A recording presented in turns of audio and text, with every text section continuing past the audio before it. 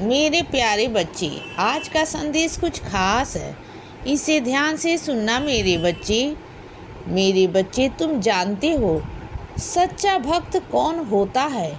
वह मेरा बच्चा भक्त है जो मेरे पास बैठे, जो मुझसे बातें करे, जिसकी आंखों में आंसू आते हैं ना, अपने बाबा को देखकर, अपने साईं को देखकर। जब वो मुझसे बातें करता है ना, उस वक्त ना कोई उसके पास नहीं होता, सिर्फ और सिर्फ और मैं। इस दोनों मिल कर के जब आपस में बातें करते हैं ना, जब उसकी आंखों में से आंसू निकलते हैं ना, मेरे प्रेम की मेरे लिए भाव निकलते हैं, सच्चे भाव, सच्चे दिल से, सच्चे हृदय से।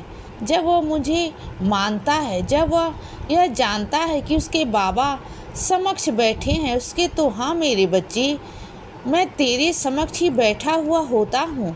तुझे क्या लगता है कि तेरा बाबा तेरे सामने नहीं होता? तेरा बाबा तेरे सामने ही बैठा होता है बच्चे। तू ऐसा क्यों सोचता है कि मैं नहीं हूँ? यहाँ पर मैं तेरे सामने ही तो होता हूँ, तेरे आंसू पोंछता हूँ बच्चे।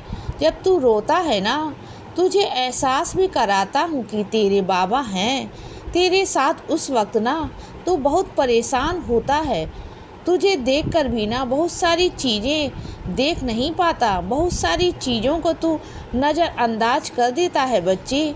जानता है क्योंकि तू बहुत परेशान होता है, घबराया हुआ होता है बच्चे।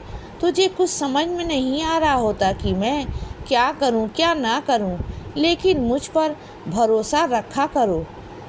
जिसके पास आया है ना, वह तेरे साईं माँ है, वह तेरे साईं माँ है बच्चे, तेरे साईं बाबा हैं। वह कभी तुझे नहीं छोड़ेंगे और उनके दरबार में ना तुझे कभी भी खाली हाथ नहीं जाने दूंगा। ये बात ध्यान रखा करो बच्चे।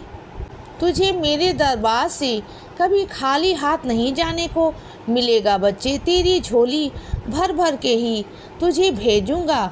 विश्वास रखा करो बच्चे। और पता है क्या, जब विपरीत परिस्थितियां होती हैं ना मेरे बच्चे, उस वक्त ना तुम बहुत घबरा जाते हो, तुम दहल जाते हो, तुम्हारा दिल बहुत कांपने सा लगता है बच्चे।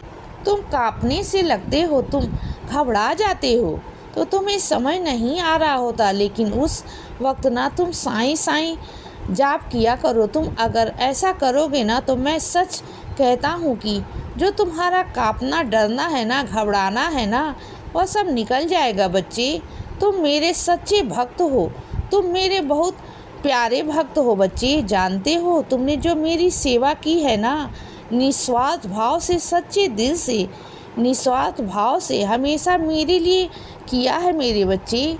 मेरे लिए भोजन बनाया है, मेरा स्नान करवाया है, मुझे नए नए वस्त्र लाकर पहनाए हैं बच्चे।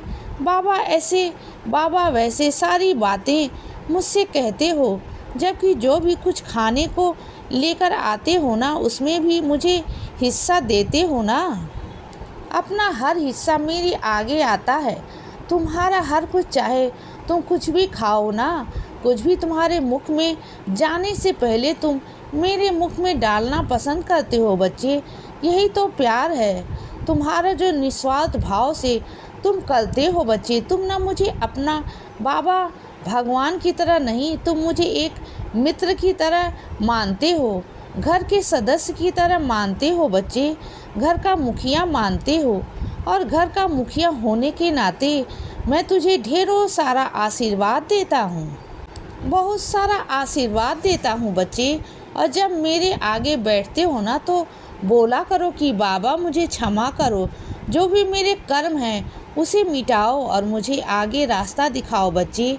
बाबा बोला करो ना, ऐसे क्यों घबराते हो? देखो, तुम तो जानते हो ना कि कुछ कर्म हैं, तुम्हारे भी हैं और पूरी दुनिया में सबके हैं।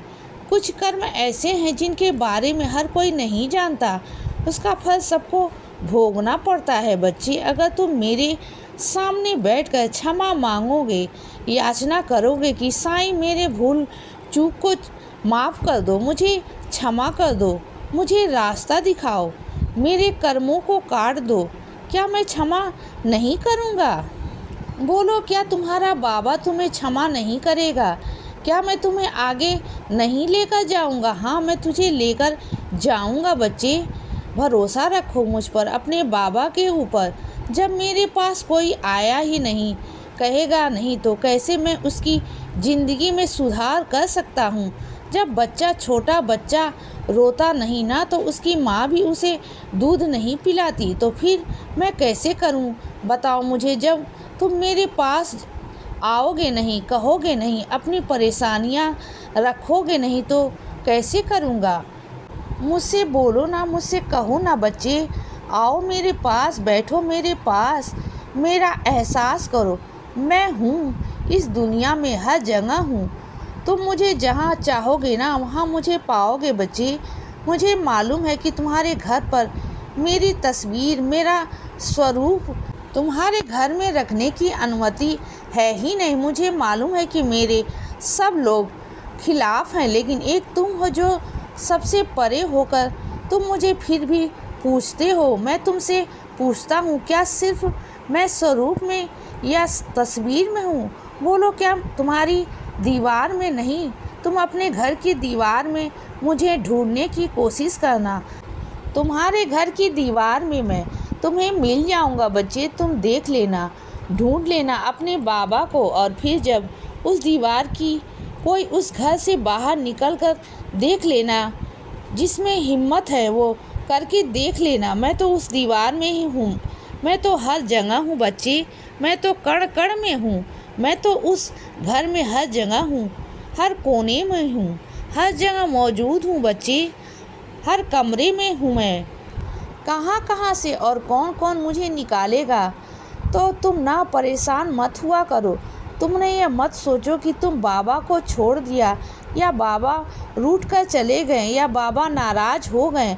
अरे पगले, मैं कभी जा सकता हूँ तुझे भला छोड़ के? मैं तुझे कभी नहीं छोड़ के जा सकता। और दूसरे की सज़ा मैं तुझे दूंगा भला? हाँ, इतना तो नहीं हूँ ना, मैं इतना पागल तो नहीं हूँ। मैं तुझे पता है कि कौन कैसा है, कौन कैसा नहीं है ना।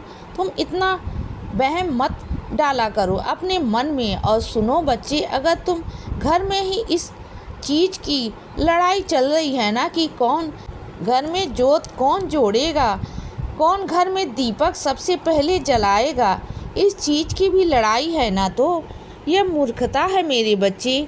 क्या दीपक जलाने से मैं क्या प्रसन्न हो जाऊंगा?